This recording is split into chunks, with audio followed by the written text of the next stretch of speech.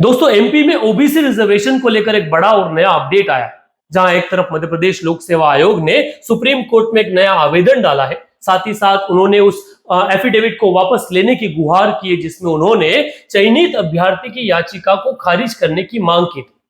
मध्य प्रदेश में 2019 से OBC reservation एक बड़ा मुद्दा बन चुका है, जब कमलनाथ सरकार ने ओबीसी रिजर्वेशन को 14% से बढ़ाकर 27% किया।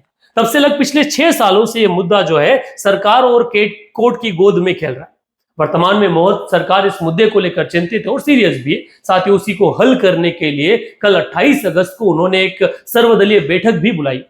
वर्तमान में अगर बात की जाए तो मध्य प्रदेश लोक सेवा आयोग ने 19 अगस्त 2025 को एक एफिडेविट जो है काउंटर एफिडेविट के रूप में सुप्रीम कोर्ट में फाइल किया था, जिसमें उन्होंने ये मांग की थी कि चयनित अभ्यर्थियों की वो याचिका जिसमें उन्होंने ये कहा है कि अगर मध्य प्रदेश में 27% रिजर्वेशन है तो उनको 27% के आधार पर ही आरक्षण के तहत नियुक्तियां दी जानी चाहिए, उसे खारिज किया जाना चाहिए। अब कोर्ट या मध्य प्रदेश आयोग द्वारा इस याचिका को, इस एफिडेविट को वापस लेने की मांग की है। मींस अब वो इस याचिका का विरोध नहीं करता जो चयनित अभ्यर्थियों या चयनित उम्मीदवारों द्वारा डाली गई। साथ ही साथ एमपीपीएससी ने सुप्रीम कोर्ट से माफी की भी मांग की है कि वो एक अनकंडीशनल अपॉलॉजी जो है वो सुप्रीम कोर्ट से मांगता है कि उसने ये त्रुटिपूर्ण गलती से एक एफिडेविट जो है वो कोर्ट के सामने रख दिया या फिर सुप्रीम कोर्ट के सामने जो है वो दलील उस आधार पर रखी गई। वर्तमान में अगर मध्य प्रदेश में ओबीसी रिजर्वेशन का स्टेटस देखा जाए तो कोर्ट के आधार पर मध्य प्रदेश में ओबीसी को 27% रिजर्वेशन जो है वो दिया गया है और वो कानूनन है। परंतु नियुक्तियों में अगर देखी जाए तो इसे फॉलो नहीं किया जा रहा, क्योंकि अभी भी सरकार को संशय है कि इसमें जो अंतिम निर्णय, क्योंकि जो पेंडिंग एप्लीकेशन सुप्रीम कोर्ट के पास रखी है उसमें अंतिम निर्णय कुछ और भी आ सकता है। और उसके चलते मध्य प्रदेश में जितनी भी नियुक्तियां हो रही है वो 87:13 का जो फॉर्मूला है उसके तहत हो रही है, जहां 87 में एक फाइनल मेरिट बन रही है और 13% जो पद है वो अनरिजर्व और रिजर्व दोनों या ओबीसी कैटेगरी और अनरिजर्व कैटेगरी के होल्ड करके रखे गए सुप्रीम कोर्ट के फाइनल डिसीजन तक।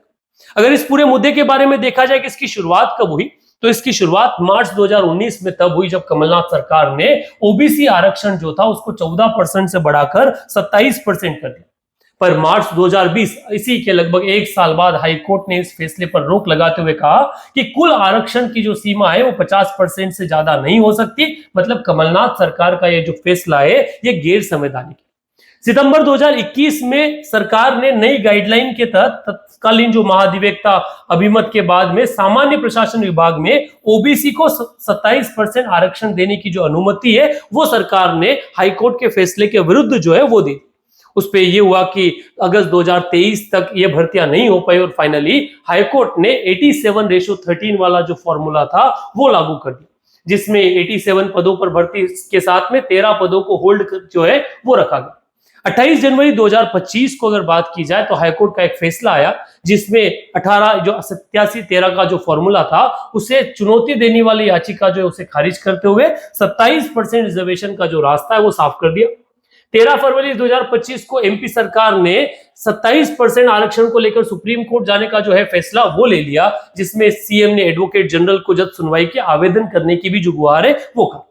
22 मार्च 2025 को मध्य प्रदेश हाईकोर्ट को यह निर्देश दिया गया कि 27% से जुड़े किसी मुद्दे पर वो सुनवाई नहीं करेगा। मतलब सारी सुनवाई जो है वो सुप्रीम कोर्ट में होने वाली। 7 अप्रैल 2025 को एक नया अपडेट आया जब सुप्रीम कोर्ट ने यूथ फॉर इक्वलिटी की याचिका जो है उस पर यह कह दिया कि उसमें कोई कानूनी अड़चन नहीं है। मतलब मध्य प्रदेश में 27% रिजर्वेशन जो है वो लागू है। 22 अप्रैल 2025 को 52 पिटीशन सुप्रीम कोर्ट में ट्रांसफर की गई, जिसमें सुप्रीम कोर्ट ने सभी को स्वीकार कर लिया। साथ ही साथ तब से लेकर एक विशेष सुनवाई की बात कहा है और सितंबर से इस मुद्दे पर लगातार सुनवाई की भी बात सुप्रीम कोर्ट द्वारा कही गई। पिछली सुनवाई में उन्होंने सरकार को लताड़ भी लगाई थी और कहा था कि क्या 6 साल से मध्य प्रदेश सरकार सो रही। तो वर्तमान में सरकार द्वारा या आयोग द्वारा जो इनिशिएटिव्स लिए जा रहे हैं इनको लेकर आप क्या ओपिनियन रखते हैं, कमेंट बॉक्स में जरूर लिखिए।